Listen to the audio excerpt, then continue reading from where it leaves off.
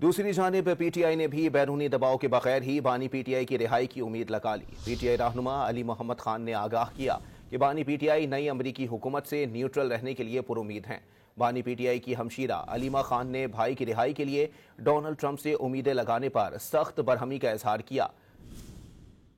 کیا ہم چاہتے ہیں کہ باہر سے کوئی ہدایت دے کہ بانی پی ٹی آئی کو رہا کیا جائے؟ امریکہ میں صدارت کی کرسی پر تبدیلی سے پی ٹی آئی نے اچھی آس لگا لی۔ رہنما پی ٹی آئی علی محمد خان نے آگاہ کیا کہ بانی پی ٹی آئی نے امید ظاہر کی ہے کہ امریکہ میں جو نئی حکومت آئے گی وہ نیوٹرل رہے گی۔ ٹرمپ کے الیکشن کے حوالے سے بڑی باتیں ہو رہی ہیں، خان صاحب سے اندر پوچھا بھی گیا، خان صاحب نے صرف اتنا کہا کہ ہمیں یہ امید ہے کہ کم از کم اب جو بھی حکومت آئے گی وہ نیوٹرل رہے گی، کسی کی سائڈ نہیں لے گی۔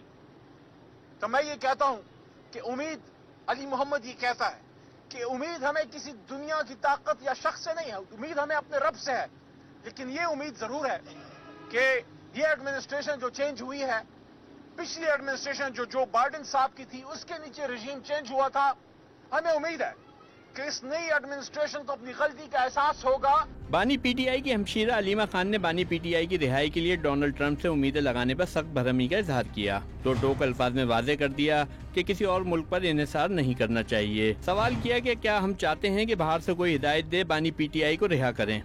آپ کیا چاہتے ہیں کہ باہر سے کوئی پیغام بھیجے کہ عمران خان کو رہا کر دو؟ کیا ہم 24 کروڑ لوگ اپنی عزت بھی رکھیں گے اور اپنے لیے خود کھڑے ہوئیں گے؟